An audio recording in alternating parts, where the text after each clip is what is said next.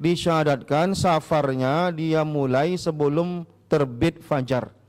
Artinya kalau dia safarnya udah siang, dia tak dapat keringanan untuk tidak berpuasa.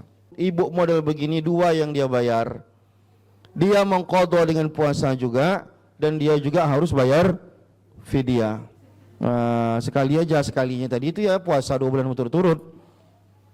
Tapi kalau seandainya beda hari, dihitung berkali-kali, berarti dikali 60 hari di puasanya. Misalkan hari pertama dilakukannya, hari kedua dilakukannya juga, berarti hitunglah kali 2 berarti. Tapi kalau hari yang sama dihitung 1. Sebanyak anak membaca Al-Quran di pondok ini kita mendapatkan pahala, sebanyak anak sholat di tempat ini kita mendapatkan pahala. Belum lagi di saat mereka menjadi ulama. Harapan kami pesantren terus berkembang, dan husnudzon kami akan berkembang. Maka dari itu kami ajak Anda, para perindu ridha Allah, ayo kita ikut andil dalam besarkan pesantren ini. Semoga dari pesantren keluar ulama-ulama penerus dakwah baginda Nabi. Amin. Maka jangan ragu untuk bergabung. Inilah orang cerdas. Kalau kita mengandalkan ibadah kita melakukan sholat sebanyak apapun sangat terbatas, ngaji Quran sangat terbatas. Tapi kalau kita ikut andil dalam program besar semacam ini, sebanyak anak membaca Al-Quran di pondok ini kita mendapatkan pahala, sebanyak anak sholat di tempat ini kita mendapatkan pahala. Belum lagi di saat mereka menjadi ulama. Inilah kerjaan orang-orang cerdas. Maka ayo menjadi cerdas hari ini. Jangan ragu, sisihkan rezeki Anda. Dan tidak cukup sampai di sini. Ajak orang lain. Kapan Anda mengajak orang lain, Anda mendapatkan pahala biarpun orang itu belum mengikuti ajakan Anda. Ajak sebanyak-banyaknya. Dan di saat Anda mengajak, jangan meremehkan. Mungkin kelihatan orang itu tidak, seolah-olah tidak akan membantu. Ajak saja. Silahkan sisihkan rezeki Anda langsung ke Pesantren Nurul Azhar Bank Syariah Indonesia, nomor rekening 147-666-6666 atas nama Yayasan Tabung Wakaf Umat. Dan jika terbuka hati Anda lalu Anda berderma, jangan ragu, sertakan kode transfer 01 di akhir nominal transfer dan atau konfirmasi ke nomor 0852 6541 6060. Itu adalah nomor admin yayasan. Dan setelah itu, setelah Anda berderma, puji syukur, bersyukurlah kepada Allah karena Allah telah memilih Anda untuk bisa berjuang. Nuhibbukum fillah. Assalamualaikum warahmatullahi wabarakatuh. Bismillahirrahmanirrahim. Assalamualaikum warahmatullahi wabarakatuh. Alhamdulillahirabbil alamin. Allahumma salli ala sayyidina Muhammadin al-fatihi lima ukhliqa wal khatimi lima sabaqa nasiril haqqi bil haqqi wal hadi ila siratikal mustaqim wa ala alihi haqqa qadrihi wa miqdarihil azim. Bapak Ibu yang Allah muliakan, kita masih berada dalam pembahasan puasa. Masih ada 3 bab lagi, yaitu pertama terkait dengan hal yang membolehkan seseorang untuk berbuka puasa atau tidak berpuasa. Yang kedua nanti masih ada pembahasan tentang membayar kifarat puasa. Dan yang ketiga nanti ada pembahasan tentang i'tikaf. Jadi kita bahas hari ini, mudah-mudahan selesai 3 pembahasan ini. Pada pertemuan berikutnya kita masuk dalam pembahasan haji. Di dalam kitab Ibu, di dalam kitab Matan Ghayah ada bunyinya seperti ini. Waman mata, kita baca dulu nanti baru kita baca penjelasan. Waman mata, dan barang siapa yang meninggal, wa alaihi siyamun min Ramadan, sedangkan dia memiliki hutang puasa Ramadan. Meninggal dia, belum sempat dia berpuasa, masih ada hutang puasa Ramadan yang belum terbayarkan. At'ama anhu likulli yaumin muddun, maka dibayarkan untuknya fidyah, memberi makan atas nama dia. Untuk 1 hari dibayarkan 1 mud. 1 mud itu perkiraannya sekitar 600-an gram, tak sampai 7 on. Materi ini tak usah ditulis, nanti saya kirim ke grup WA, sehingga catat saja yang tak ada di situ. Nah, kita baca matan dan nanti kita jelaskan. Wasyaikhu, dan adapun orang yang tua, dia tak sanggup, in ajaza anis saum, jika dia tidak mampu berpuasa, tak mampu puasa karena tua. Yuftiru wa yut'imu an kulli yaumin muddan. Maka lalu kemudian dia tidak berpuasa, tetapi dia harus mengganti dengan memberi makan. Setiap satu hari dia tidak puasa, dia harus kasih 1 mud.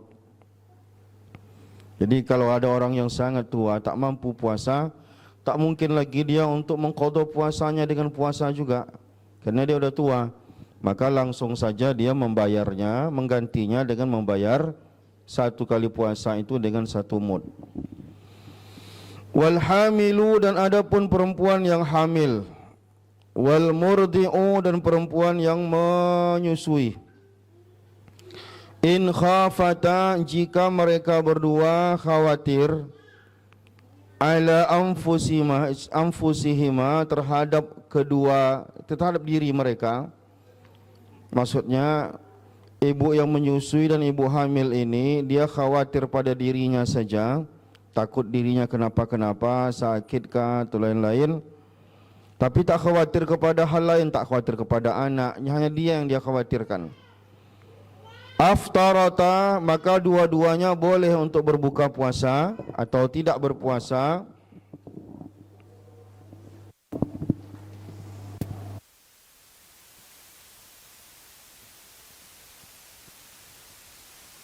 Wa alaihimal qada'u, dan dua-duanya wajib mengqadha. Misalnya ibu ini takut dia lemas sekali badannya karena hamil atau karena menyusui, tapi yang dia khawatirkan dirinya bukan anaknya, maka boleh mereka tak puasa dan mereka hanya harus membayar qadha. Mengqadha artinya 1 hari tak puasa diganti dengan puasa juga. Fa in khafata, namun jika dua-duanya, dua ibu ini tadi, yang hamil maupun yang menyusui, khawatir ala auladihima, yang mereka khawatirkan adalah anak mereka, bukan mereka yang khawatirkan tapi anaknya yang dikhawatirkan. Aftarata, dua-duanya boleh tidak berpuasa. Wa alaihimul qada'u, tapi 2 cara membayarnya. Pertama, dia mengganti puasanya. Wal kafaratu an kulli yaumin muddun, dan setiap 1 hari puasa diganti dengan 1 mud. Kalau yang dia khawatirkan adalah anaknya saja.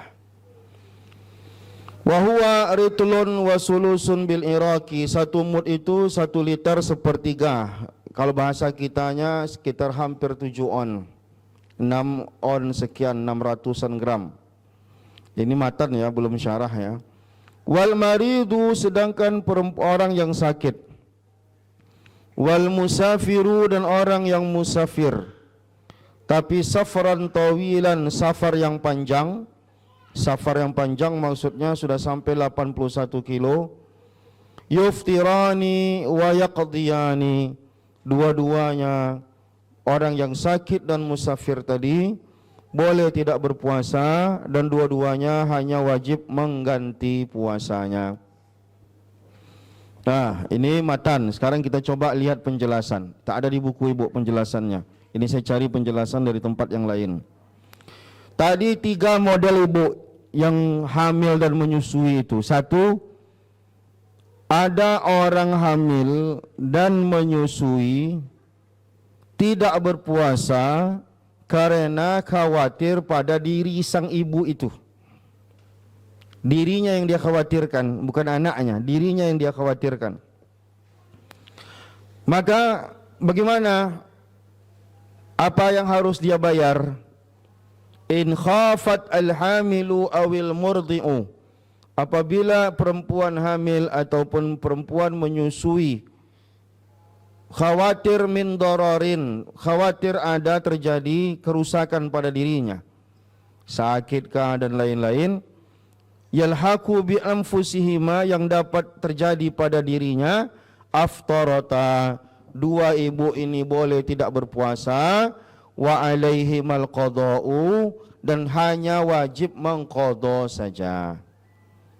Siyamu wahidin, 1 hari dia tak puasa itu, an kulli yaumin siyamu wa yaumin wahidin an kulli yaumin aftaratahu. Dia wajib mengqadha setiap satu hari tak puasa diqadha dengan satu hari puasa. Nah, ini normal lah ya. Ibu ni misalkan lagi nyusui tak kuat badannya, anaknya tidak apa-apa, yang dia yang lemas. Nah, jadi dia tak puasa. Maka nanti habis lebaran dia ganti. Berapa hari dia tak puasa kemarin? 3, 4, 5, dia ganti semuanya. Dengan cara menggantinya dengan cara berpuasa saja. Nah, ini model ibu yang pertama. Ada model ibu yang kedua, khawatir pada dirinya, pada diri sang ibu, dan juga khawatir pada janin atau bayi. Dua yang dia khawatirkan, dirinya dia khawatirkan, anaknya juga dia khawatirkan. Kalau yang tadi cuma dirinya yang mengkhawatirkan, kalau ini tidak. Kalau ini dirinya dia khawatirkan, anaknya dia khawatirkan. Letak di ruang saya. Bagaimana nanti nasib? Bagaimana cara mengganti ibu yang begini? In khafat al-hamilu awil murdi'u, apabila perempuan hamil atau perempuan menyusui khawatir pada dirinya, wa alal hamli, dan dia juga khawatir terhadap kehamilannya, au qillatir rada'ati, atau khawatir dia asinya sedikit gara-gara tidak makan, fa alaiha al-qada'u, maka ibu ini hanya membayar dengan puasa saja, mengqadha puasa saja. Nah, yang ketiga, jangan dicatat, nanti saya kirim. Kasihan ibu mencatat-catat, nanti saya kirim ke grup. Jangan ibu tak ada di grup. Nanti kalau ibu tak ada di grup, buatkan aja grupnya. Nanti saya kirim supaya bisa fokus dengan penjelasan. Jadi bisa paham. Ada yang mau ditanyakan, yang mau ditulis nanti insya Allah dikirim. Yang ketiga, ada modelnya khawatir pada janin dan bayi saja. Yang ibunya tidak khawatir pada dirinya, yang dia khawatir hanya janinnya atau bayinya. In khafat al-hamilu wal murdi'u 'alal hamli faqat. Jika ibu-ibu yang hamil dan ibu-ibu menyusui khawatir terhadap kehamilannya saja, au qillatil laban, atau khawatir sedikit asinya, itu aja yang dikhawatirkan, fa alaiha al-qada'u wal fidyah. Tapi ibu model begini dua yang dia bayar. Dia mengqadha dengan puasa juga, dan dia juga harus bayar fidyah. Bisa dibayangkan tiga alasan tak puasa ibu-ibu tadi. Satu yang dia khawatirkan apa? Dirinya saja. Yang kedua yang dia khawatirkan dua-duanya. Dirinya dia khawatirkan, anaknya atau asinya dia khawatirkan. Yang ketiga yang dia khawatirkan adalah anaknya saja. Kalau yang dia khawatirkan anaknya saja, maka dia tak puasa gara-gara itu, maka dua untuk dia yang harus dia bayar, yaitu dia mengqadha dan dia bayar fidyah. Nah,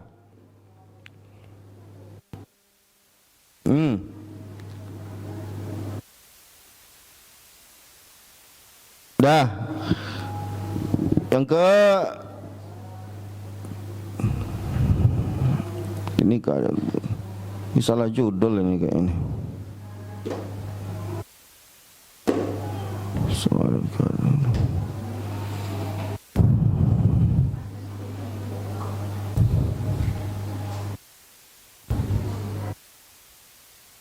Oke, salah judul, ini masih kafarat juga. Nah, lanjut. Yang kedua, orang yang tak puasa disebabkan karena sakit. Tadi dia tak puasa alasannya apa? Hamil atau menyusui, boleh tak puasa. Sekarang masalahnya dia tak puasa karena sakit. Bagaimana bentuk sakitnya? Allazi yusabbibu lahu shaumu dararan. Sakit yang boleh membuat orang tidak puasa adalah sakit yang menyebabkan bahaya bagi dirinya. Karena banyak model sakit. Misalkan dia sakit tapi sakit dikit gitu, jadi nggak masuk hitungan. Yazidu min maradihi, akan bertambah sakitnya kalau dia puasa.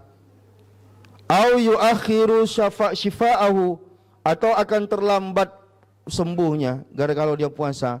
Alasannya tadi apa? Bertambah sakitnya, dia sakit nih, tapi masih bisa nahan. Tapi dia yakin kalau dia puasa akan bertambah sakit dia, maka dia boleh dari awal tidak puasa. Yang kedua, ada orang lagi masa penyembuhan, dia tak begitu sakit, tapi masa penyembuhan. Lalu kemudian apa? Dia yakin kalau dia puasa, maka yang akan terjadi adalah sembuhnya lama. Maka orang seperti ini boleh untuk tidak berpuasa. Tapi kalau masalah sakit ini tentu dia tak boleh main-main. Karena jangan dia saya sakitnya model seperti apa. Orang lain tidak bisa mengukur sakit dia, kecuali penyakit-penyakit tertentu. Mungkin bisa dia konsultasi dengan dokter. Dokter, saya boleh puasa atau tidak? Kalau dokternya bilang tak usah puasa dulu, maka itu cukup alasan untuk tidak puasa. Karena dokter lebih ngerti daripada kita. Nah, jadi untuk mana yang lebih diutamakan pendapatnya? Kita merasa kita sanggup puasa, lalu kemudian dokter bilang kita tak boleh puasa. Nah, pertanyaannya adalah siapa yang mau kita dengar dalam masalah ini? Kita atau dokternya? Maka kita boleh menjadikan pendapat dokter itu karena dia ahli di bidangnya, boleh dengan pendapat dia itu kita tidak berpuasa. Nah, itu dia. Itu yang kedua, alasan tak berpuasa disebabkan karena sakit. Tadi kalau di matan tadi dijelaskan, kalau orang tak puasa karena sakit, maka dia tidak ada istilah bayar fidyah. Dia mengqadha puasa dengan berpuasa juga. Nah, kecuali memang kemudian apa? Dia sakit dan tak sembuh-sembuh sakitnya, tak diharapkan sembuhnya. Kalau ada orang sakit dan tak diharapkan sembuhnya, maksud tak diharapkan itu sulitlah bagi dia untuk sembuh dengan model penyakitnya gitu. Maka orang seperti ini dari awal dia dah pesimis bisa sembuh, maka dia boleh dari awal langsung bayar fidyah. Walaupun masih muda. Misalkan umurnya masih 40, lalu dia terserang penyakit yang kira-kira pesimis dia tuh bisa sembuh total seperti semula lagi. Maka dia walaupun muda, maka dia dari awal sudah tidak berharap untuk bisa berpuasa. Dia langsung bayar apa? Bayar fidyah dia. Nah, sama fidyahnya. Berapa fidyahnya tadi itu? Satu mud itu berapa? Satu mud itu perkiraannya sekitar 600-an gram, hampir 7 on lah. Nah, gitu. Baik, kemudian alasan ketiga orang tak berpuasa adalah as-safar tawil. Safar tawil artinya adalah safar yang sampai kepada batas orang boleh mengqasar salat. Wa yablughu hadduhu azyadu min masafatil qasri, dan sampailah batasan daripada safar yang boleh tidak berpuasa itu melebihi dari batas orang boleh mengqasar. Berapa orang boleh mengqasar salat? Orang boleh mengqasar salat macam-macam ukuran yang dijelaskan oleh ulama. Ada yang menghitungnya 81, ada menghitungnya 82 kilo, ada yang menghitungnya 85, ada menghitungnya 91 kilo. Intinya ada ulama yang menghitungnya hanya 81 kilo orang sudah boleh mengqasar salat. Maka kalau lebih dari itu, maka dia sudah boleh untuk juga tidak berpuasa. Karena ayat Al-Quran kan menjelaskan faman kana minkum maridan au ala safarin. Kalimat au ala safarin itu menunjukkan bahwa orang safar boleh tidak berpuasa, tapi ada syaratnya. Tak seperti ada syarat orang yang safar itu boleh tidak berpuasa. Apa syaratnya? Wa yustaratu an yakuna safaru qabla tulu'il fajri. Disyaratkan safarnya dia mulai sebelum terbit fajar. Artinya kalau dia safarnya udah siang, dia tak dapat keringanan untuk tidak berpuasa. Ibu misalkan di ujung puasa Ramadan mau balik kampung, tapi berangkatnya jam 7 pagi. Bolehkah tidak berpuasa di hari itu? Tidak boleh. Tapi kalau ibu berangkatnya sebelum subuh, ibu boleh untuk tidak berpuasa. Saya ulangi, banyak orang salah paham di sini.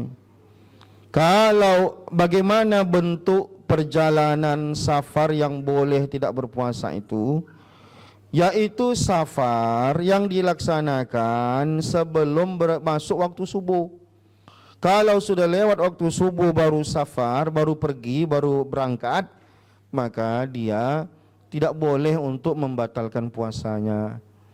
Kecuali dalam perjalanan dia tak sanggup lagi, berarti alasannya bukan karena safar, alasannya alasan lain. Tapi kalau karena alasan safar dia tidak berpuasa, itu hanya safar yang dilaksanakan sebelum masuk waktu subuh. Nah, itu dia. Bisa dipahami ya, nanti kita diskusi. Yang keempat, apalagi alasan orang boleh tidak berpuasa, sangat sepuh, tua. Dia sehat, tapi karena tua kali dia tak sanggup puasa. Dia butuh ada energi. Beda dengan anak muda, asalkan sehat dia bisa berpuasa. Kecuali dia sakit. Ini enggak, orang tua dia sehat, bisa berjalan, dia tidak sakit, tapi dia karena tuanya dia tak sanggup puasa. Nah, ini boleh. Asy-syaikhu in ajaza anis saum, yaitu orang tua tapi dengan catatan jika tidak mampu berpuasa. Tak semua orang tua tak mampu berpuasa. Nah, yang kita maksud di sini adalah orang tua yang tidak mampu lagi berpuasa. Catatannya seperti apa? Falau sama halaka, kalau dipaksakannya puasa sakit dia. Nah, itu catatannya itu. Dipaksakannya puasa sakit dia. Nah, kalau udah begitu modelnya, kenapa dia dengan puasanya, maka dia boleh tidak berpuasa. Aftara, tapi ada hukuman untuk dia. Tadi dia jelaskan di awal, dan denda untuk dia langsung saja bayar fidyah. Kalau dia tidak punya uang untuk bayar fidyah, dia boleh minta sama anaknya. Nak, bapak tak bisa puasa, udah tua, udah sepuh, bantu bapak ya. Ya, anaknya belikanlah. Beras kan tak begitu mahal. Ya 10.000 saya rasa dapat 6 on. Nah gitu. Atau apa yang misalkan yang standar lah gitu. Nah, jadi orang yang udah sepuh dia boleh untuk tidak puasa. 4. Yang kelima, ada orang sangat kelelahan karena lapar dan haus. Tak tahan lagi dia, sangat lapar dan sangat haus. Dia di rumah aja. Misalkan dia tidak kemana-mana, dia muda, dia sehat. Lalu ketika puasa, entah apa yang terjadi pada diri dia, hari ini itu dia betul-betul tak kuat puasa. Boleh enggak dia untuk tidak puasa? Boleh, tapi ada batasnya. Bukan asal lapar kali enggak tahan lagi buka puasa lah, enggak bisa. Ada batasnya. Apabila irhaqul ju' wal atas, iza ausyaka shaimu, apabila orang yang berpuasa itu mengkhawatirkan alal halak, bisa kenapa-kenapa dia saking laparnya. Au nuqsanul akli, atau bisa hilang akal sehatnya. Au zihabu ba'dil hawas, atau bisa hilang anggota indranya. Layak di rumahu ala saum, sehingga dia tak mampu kecuali membatalkan puasanya. Maka dia boleh membatalkan puasanya karena itu. Nah, misalkan contoh gini. Ada bapak-bapak lagi puasa. Dia kerjanya tukang, dan dia hari ini terjadwal untuk merenovasi atap rumah. Oke. Dia tahu kerjaannya itu sangat berat. Sangat berat. Kenapa? Karena kerjanya adalah merenovasi atap rumah. Pertanyaannya adalah, bolehkah dia tidak puasa dari awal karena kerjaannya akan berat? Tidak boleh. Cuman di tengah-tengah kerjanya tidak sanggup lagi dia melanjutkan puasanya. Dia lagi kerja nih, tak sanggup lagi dia meneruskan pekerjaannya karena sangat lapar, sangat haus, dan dia udah lemah. Pertanyaannya adalah, dia boleh membatalkan puasanya atau dia maksa Gak usahlah kerja lagi gitu. Mana yang lebih dahulu kan? Saya ulangi, ada orang bapak-bapak kepala rumah tangga, dia kepala rumah tangga. Lalu kemudian dia kan harus cari nafkah untuk anak istrinya. Lalu kemudian hari ini kerjaannya berat, dodos atau lagi merenovasi atap sehingga dia terkena terik matahari. Dia enggak kuat lagi.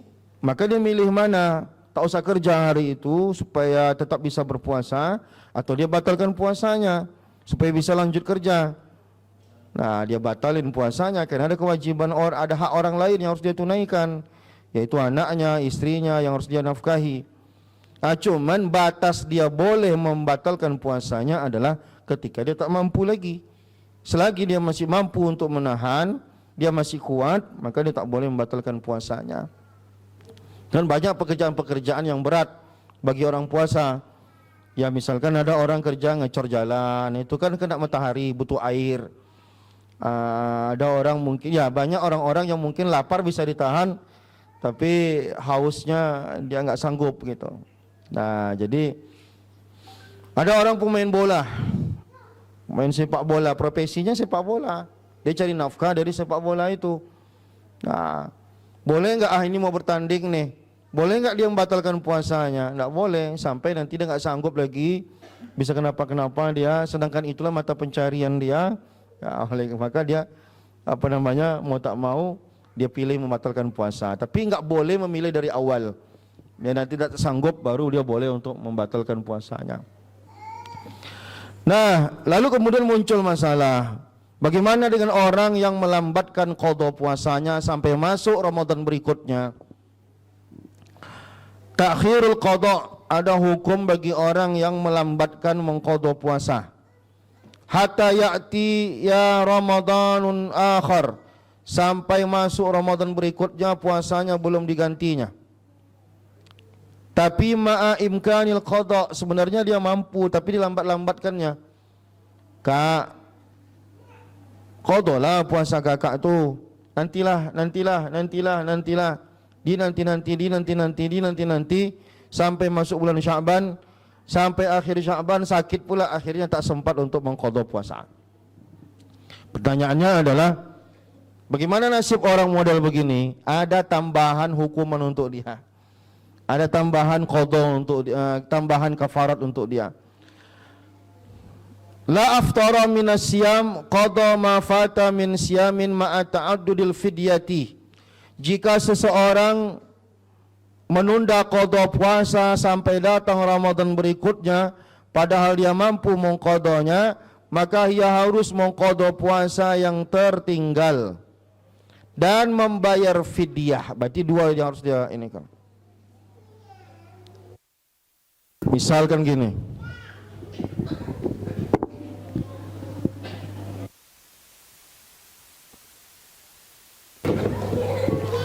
Ramadan 1440 tahun lalu berapa? 47 ya? 1447 tak puasa sampai masuk 1448 belum diqadha. Apakah puasa 1447 ini tak perlu diganti lagi karena dah masuk 1448? Tetap wajib diganti. Walaupun dia menggantinya di tahun 1448 ini. Maka dua yang harus dia ganti, qadha dan fidyah. Rupanya 48 ini tak puasa juga, berarti dia bertambah lagi. Artinya setahun tak diganti puasa itu, maka dia ada tambahan denda, yaitu selain mengqadha dia harus bayar fidyah. Nah,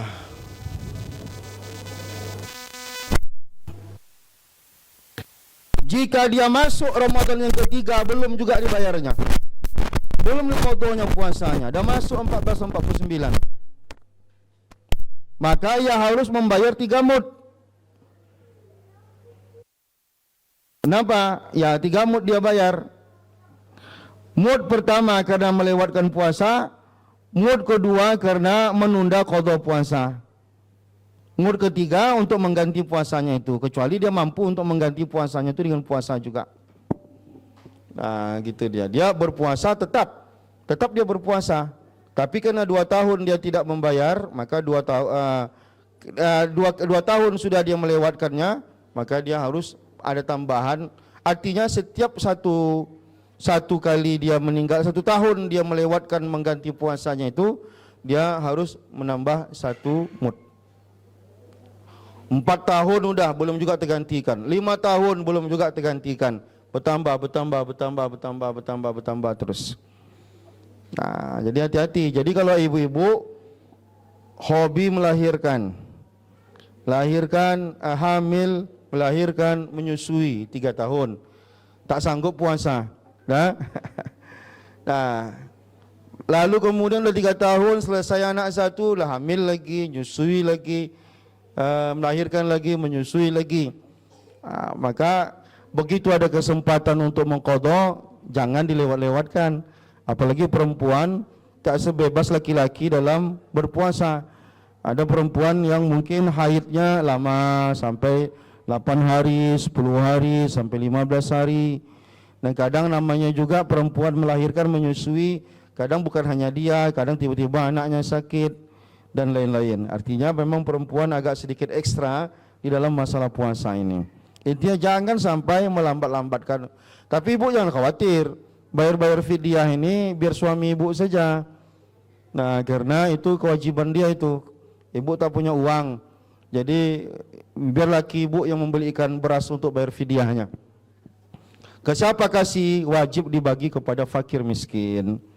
Nah, ini dia masalah orang yang tidak berpuasa dan hukuman denda untuk dia. Ada yang diskusi dulu sebelum kita masuk yang ke kafarat yang uzma pula.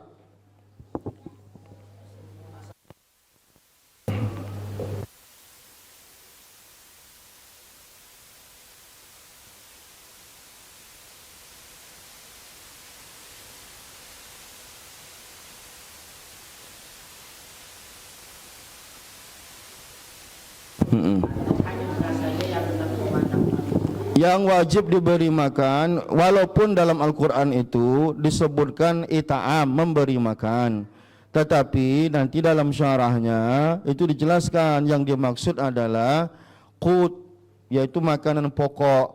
Apa itu? Ya tergantung orang makan pokoknya apa. Ada yang orang makan pokoknya beras, ada yang gandum. Di kita itu makan pokoknya adalah beras. Boleh enggak diganti dengan gandum? Malah tidak boleh diganti dengan gandum walaupun sama-sama makanan. Atau diganti dengan nasi bungkus. Nasi bungkus tidak sesuai dengan standar, karena nanti nasi bungkus itu, dalam nasi itu paling ada setengah on berasnya. Sedangkan Nabi sendiri menjelaskan diberi makan itu 1 mud. Nah, 1 mud itu artinya apa? 1 mud itu berarti makanan pokok 1 mud. Tidak bisa digantikan dengan lauk pauk. Hanya saja ada ulama mengatakan tambahkanlah, bukan diganti. Kalau diganti berarti berasnya diganti dengan lauk pauk. Tidak, yang ada itu yang saya dengar adalah selain berasnya tak boleh berkurang, tetap 1 mud. Cuman karena orang kita belum bisa makan dengan beras itu, maka tambahkanlah dengan lauk pauk. Tapi itu tidak wajib hukumnya, karena di dalam kitab-kitab pun dijelaskan itu makanan pokok, bukan sama lauk pauknya gitu. Tapi kalau kita pengen mau nambahkan lauk pauk, oke. Tapi tak bisa diganti dengan nasi bungkus. Nah, tak bisa diganti dengan nasi bungkus. Atau tak bisa diganti, ya udahlah berasnya 2 on aja, yang 4 onnya lagi diganti dengan sarden misalkan. Tidak bisa. Gitu. Kalau mau ditambah boleh, tapi kalau berasnya jangan dikurangi. Begitu dia. Begitu juga kalau kita pakai gandum dan lain-lain. Wallahu a'lam.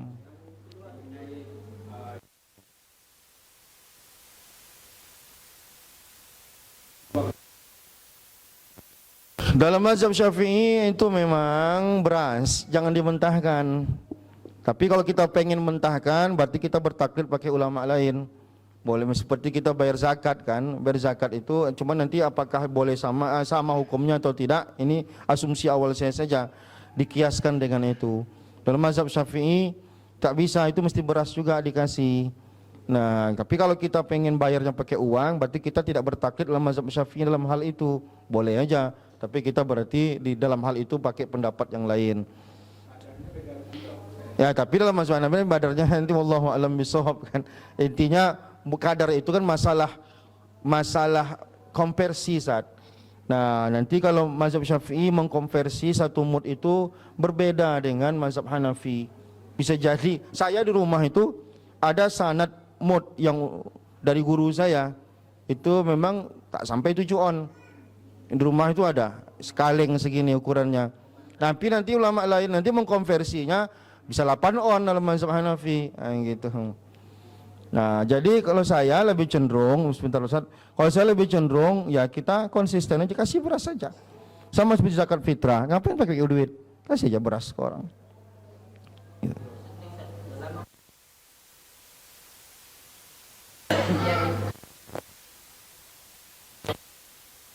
Tidak mesti langsung.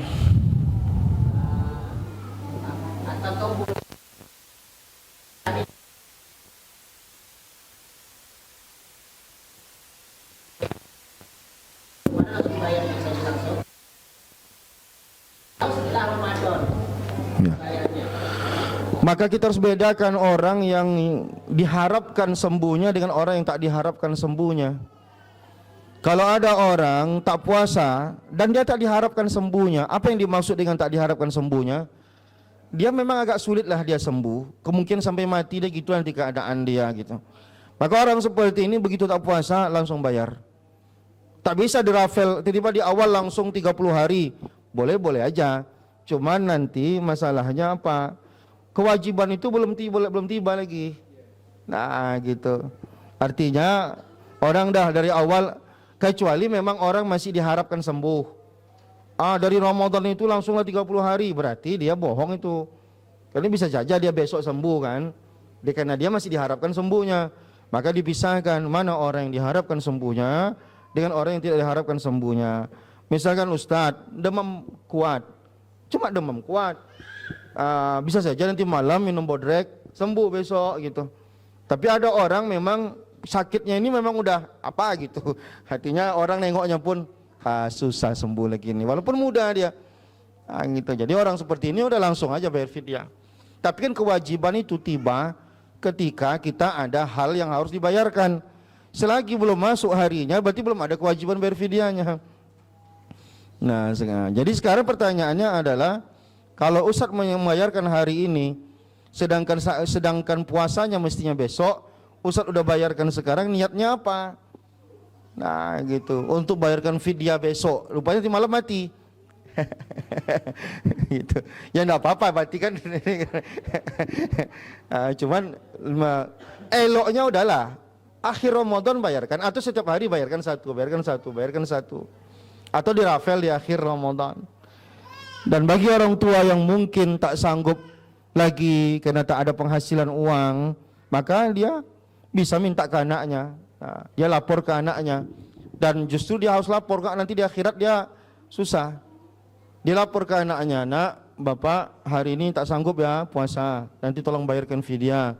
Ya, nanti anaknya pun ketika dia mau mati bapaknya, kan dihitungnya berapa hari bapak belum bayar fidyah.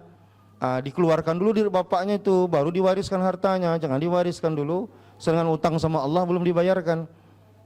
Nah, kan dulu sering kita jelaskan, sebelum warisan dibagi, maka beberapa hal mesti ditunaikan dulu. Yaitu apa? Yaitu biaya kematiannya, misalkan kuburan, ambulan dan lain-lain, beli kapan, apalagi keluarkan biaya untuk membayar hutang-hutangnya, baik utangnya sama orang maupun hutangnya sama Allah. Nah, puasa itu fidyah yang belum dibayarkan kategorinya adalah hutang sama Allah. Bayarkan dulu. Ada lebihnya kan tak mahal doh. Lebihnya baru diwariskan. Nah, gitu dia. Baik, ada lagi yang ingin diskusi? Kalau tak ada kita lanjut. Nah.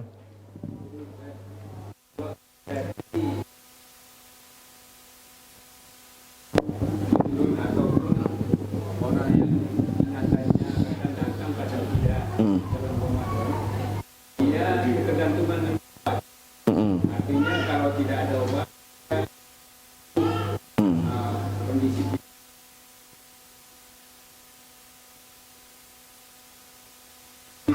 ada orang misalkan pikun kuat atau gila atau kasusnya gila dan dia harus tergantung dengan obat.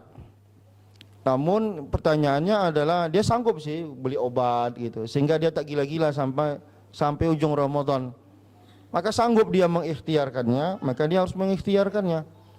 Rupanya tak sanggup dia beli obatnya karena obat stres ini mahal. Sehingga dia kambuh-kambuh. Maka orang gila tidak ada kewajiban untuk membayar puasa. Karena dia tak wajib puasa. Orang gila tak wajib puasa. Oleh karena itu tak wajib pula mengqadha puasa. Ini bedanya dengan orang yang disebabkan karena haid dan nifas. Walaupun tak wajib puasa, tetap dia wajib mengqadha puasa. Tapi bagi orang yang gila, nah dia tak wajib puasa dan tak wajib mengqadha puasanya. Setiap kali orang balik warasnya, setiap itu pula wajib dia puasa. Balik gilanya lagi, maka hilang lagi kewajiban puasanya. Gitu dia. Karena alasan dia tak puasa itu karena gilanya. Tapi kan dia mungkin gilanya ada yang permanen, ada yang gilanya setiap hari Sabtu misalkan. Nah gitu. Ada aja gitu.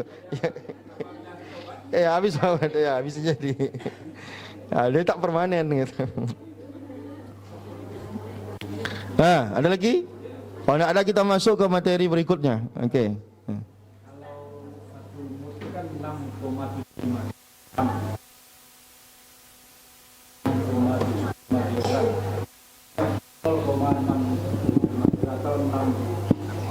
6,75 gram dengan ukurannya gandum. Tapi kalau dikimat dengan beras itu beda harga gandum. Bapak pakai kilo atau pakai volume? Ngitungnya jangan pakai volume kilo. Berat bedalah berat gandum dengan berat beras. Ngitungnya pakai volume. Tahu volume? Isinya gitu. Isi segini. Kita harus bedakan takaran kilo dengan takaran volume. Takaran kilo bisa jadi beda barang, beda beratnya. Kalau volumenya, dia ada ceritanya volumenya Pak. Nah, jadi Bapak masukkan gandum, yang penting ukurannya segitu. Bukan beratnya harus segitu. Kalau beratnya segitu, bisa jadi. Karena beras itu kita hitung, karena kita ada pakai beras, maka kita mudahnya menghitungnya pakai kilo. Cuma nanti ketika Bapak adu dia dengan gandum, lain lagi berat kiloannya, maka di situ Bapak harus pakai volumenya. Tetap satu mut juga. Ukuran mutnya sama. Gitu. Jadi kalau untuk beras, umur itu kalau hitungan kilo berapa bisa? Kalau beras itu yang Bapak bilang tadi 600-an. Nah, itu beda nanti. Saya punya beberapa mut yang beda guru, ada sedikit perbedaan dari di beberapa mili, beberapa gitu. Nah, tapi rata-rata sekitar 600-an. Bahkan ada yang mengatakan 600 sudah cukup. Nah, gitu. Jadi kalau jangan pusing kok beda nih gitu. Memang dia jangan disamakan semua, beda nanti Pak. Wallahu a'lam. Isi satu mangkok diisi air, satu mangkok diisi kapas, satu mangkok diisi, beda isiannya, beda takaran kilonya. Nah, gitu. Wallahu a'lam. Baik, sekarang kita masuk ke pembahasan berikutnya, yaitu tentang kafarat jima'. Waman wati'a, dan barang siapa berhubungan badan fi nahari Ramadana, pada siang Ramadan, amidan, sengaja, fil farji, mohon maaf, di kemaluan, fa alaihi al-qada'u wal kafaratu, maka dua hukuman untuk dia, ada qada', ada kifarat. Kafarat nanti yang kita jelaskan. Wa hiya itqu raqabatin mu'minatin, kafaratnya adalah berurut. Yang pertama, memerdekakan budak hamba sahaya. Fa ilam yajid, jika dia tak menemukan budak yang beriman, fasyamu syahraini mutatabi'aini, turun ke level berikutnya, yaitu puasa 2 bulan berturut-turut. Kenapa enggak muncul ya? Astagfirullahaladzim.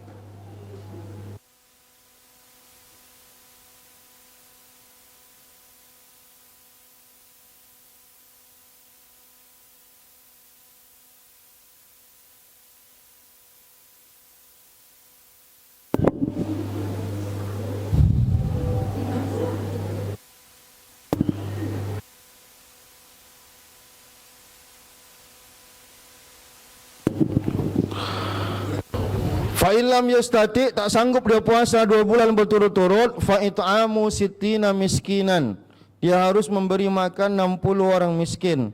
Likulli miskinin muddun, setiap satu orang miskin dikasih 1 mud. Ini matan. Nah sekarang kita buat penjelasan. Yang di buku ibu yang ada seperti ini namanya matan. Diistilahkan dengan kafarat uzma, kifarat yang besar. Penjelasannya, man aftara fi ramadhana bil jima', siapa yang berbuka puasa di siang Ramadan dengan cara berjima', berhubungan kelamin, fa alaihil qada, maka hukuman untuk dia 1, yaitu wajib untuk mengganti puasanya itu. Misalkan di puasa pertama dia berhubungan kelamin suami istri, maka puasa pertama ini wajib diganti. Syamul yaumil lazi aftarahu bil jima', puasa yang dia batalkan dengan cara berjima'. Dan yang kedua hukuman untuk dia adalah wa alaihil kafaratu, dia juga wajib bayar kafarat. Bisyurutil atiyati ba'du, nanti akan dijelaskan syaratnya. Wal kafaratu ala tertib, bayar kifaratnya ada urutannya. Maksudnya tak bisa yang ini baru berpindah ke situ, bukan pilihan sifatnya. Yang pertama, urutan yang pertama adalah itu raqabatin mu'minatin, memerdekakan budak yang beriman. Tak mampu dia itu baru boleh pindah ke yang berikutnya, yaitu puasa 2 bulan berturut-turut. Tak mampu dia puasa bulan berturut-turut baru dia boleh berpindah, yaitu dia memberi makan orang miskin. Ini namanya kafarat uzma. Berapa dia bayar orang miskin ya? Tadi sekitar 600-an gram, sama seperti tadi, setiap umur tuh sama. Nah sekarang apa syarat-syarat orang yang berjima di siang Ramadan wajib membayar kafarat? Tak semua orang berhubungan suami di siang Ramadan wajib bayar kafarat. Ada ketentuan-ketentuannya. Yang pertama, ayakunal wati'u mukallafan, orang yang berhubungan ini udah dewasa, udah mukallaf, udah balik dia. Balik, akalnya sehat. Kecuali orang gila berarti berhubungan siang Ramadan tak ada bayar kafarat. Atau dia anak-anak, dia nikah di umur 9 tahun belum balik misalkan, maka tidak ada bayar kafarat. Nah misalkan, kan ada orang mungkin nikahnya muda gitu, di usia muda. Itu syarat yang pertama. Syarat yang kedua, ayakunal wati'u amidan, dia melakukannya sengaja. Falaisa 'alan nasi kafaratun, tidak ada kafarat atas orang yang tak sengaja, lupa dia kalau dia sedang puasa, maka tidak ada kafarat untuk dia. Itu syarat yang kedua. Syarat yang ketiga, ayakunal wati'u aliman bitahrim, mereka betul-betul paham bahwa itu haram, kecuali mereka tak tahu. Dia tidak tahu kalau berhubungan badan siang Ramadan ini tidak boleh. Mungkin dia baru mu'alaf, atau dia belum pernah belajar tentang hal ini, maka dimaafkanlah ya. Tapi kalau dia memang tahu, udah pernah belajar, maka wajib dia bayar kafarat. Yang keempat, ayakunal wati'u mukhtaran, orang yang berhubungan itu betul-betul atas pilihan, bukan kena paksaan. Misalkan diancam istrinya, dia pakai pisau misalkan. Kalau enggak bang, ku bunuh bang, kata dia. Ya dia mau menyelamatkan diri dia, ya udahlah, dipaksa dia. Nah, itu mana tahu kan? Mana tahu gitu kasus. Intinya kalau orang dipaksa dia terbebas. Ayakunal wati'u asiman bil waqt, maka orang yang melakukannya itu berdosa karena jima'. Ada orang yang tak berdosa. Siapa? Ya dia musafir. Kalau dia musafir, tak puasa dia, lalu berhubungan badan dia, tak ada masalah. Dia memang karena musafir dia tak puasa. Jadi maksud berdosa di situ adalah kalau orang musafir kan tak berdosa gitu. Dia membatalkan puasanya. Kalau orang tak musafir dia berdosa. Orang seperti itu yang wajib bayar kafarat. Yang keenam, ayakunal wati'u ahlan lisaum. Orang yang melakukannya adalah orang yang memenuhi syarat untuk puasa sepanjang hari. Maka jika seorang mati setelah jima atau menjadi gila, tak wajib bayarnya kafarat. Dia misalkan berjima jam 2 siang, sisa hari sampai maghrib itu dia masih waras. Kalau gila dia, maka dia tidak wajib bayar kafarat karena tidak melanjutkan keadaan layak untuk berpuasa. Ayakunal wat'u la syubhata lahu. Jima tersebut betul-betul tidak boleh karena syubhat, atas dasar keraguan. Jika seseorang menyangka bahwa malam masih ada atau ragu-ragu lalu dia berjima, maka tidak ada kafarat baginya. Misalkan gini nih, hari mendung, rupanya masih 5:30, dipikirnya ada 6:30, dibantainya buka puasa dengan cara berjima. Udah maghrib dek kata dia. Dipikir jam rumahnya mati atau salah jam rumahnya. Rupanya selesai berhubungan, bukanya HP-nya masih jam 6 kurang misalkan. Walah, karena dia tak sengaja seperti itu, dimaafkan gitu. Karena dia nggak tahu. Nah, kalau puasanya batal, puasanya tetap batal gitu. Dan dia wajib berakting seperti orang puasa juga. Pelaku tidak melakukan hal lain membatalkan sebelum jima, seperti makan atau minum. Berarti gini, kalau ada bapak-bapak nih, misalkan nakal dia tak puasa di hari itu, lalu siang hari dia, memang dari pagi dia memang tak puasa, tak puasa dari pagi dia, lalu siang hari berhubungan dia sama istrinya, tak apa-apa, artinya dia tak wajib bayar kafarat. Nah, ini enggak, dia batalkan puasanya dengan cara seperti itu, baru dia wajib bayar kafarat. Artinya dilakukannya dia saat puasa. Kalau orang tak puasa enak kali puasa dia dah berdosa duluan dia gara-gara tak puasanya itu. Begitu dia. Mudah-mudahan bisa dipahami. Masalah, iza jama'a ar-rajulu aksarun min marratin, apabila si suami, si laki-laki melakukannya lebih sekali fi yaumin wahidin, dalam sehari, misalkan pagi iya, siang iya, sore ya juga, fal kafaratu wahidatun faqat, maka bayar kafaratnya dihitung sekali saja. Sekali aja, sekalinya tadi itu ya puasa 2 bulan berturut-turut. Tapi kalau seandainya beda hari, dihitung berkali-kali, berarti dikali 60 hari di puasanya. Misalkan hari pertama dilakukannya, hari kedua dilakukannya juga, berarti hitunglah kali 2 berarti.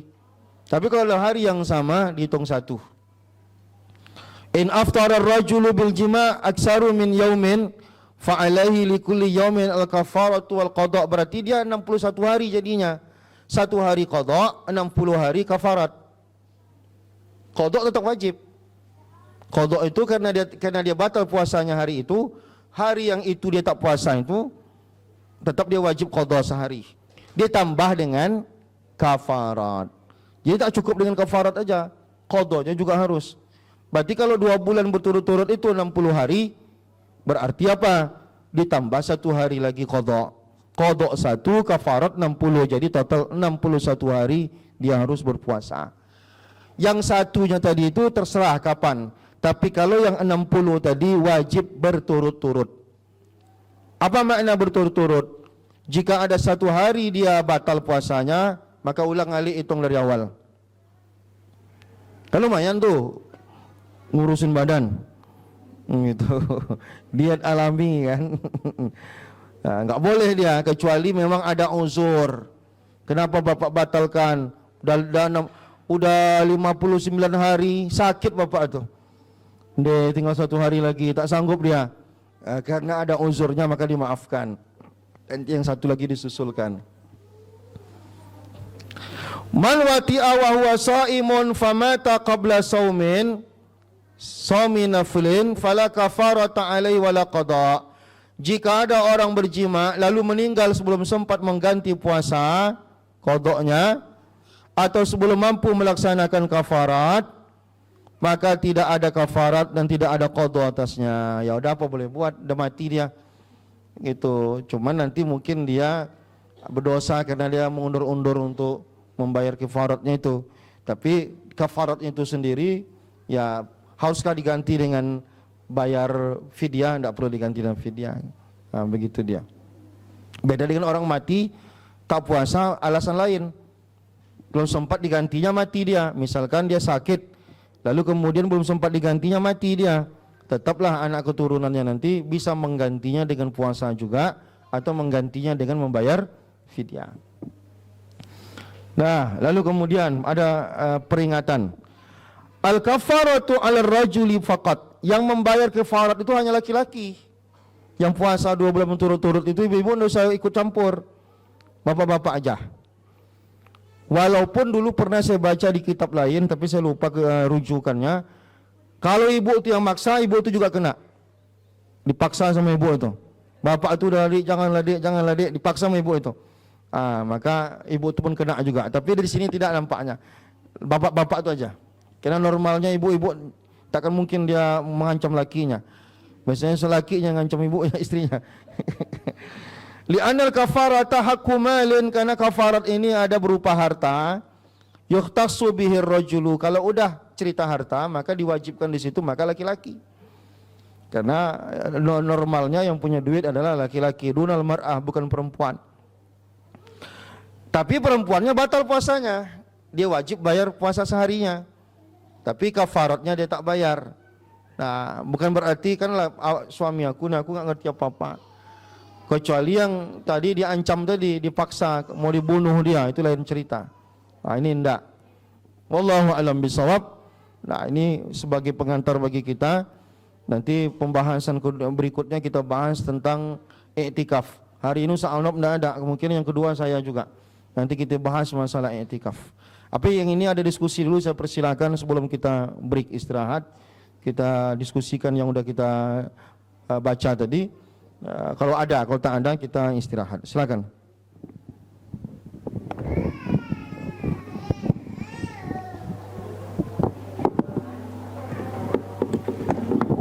Baik, kita istirahat sampai pukul 10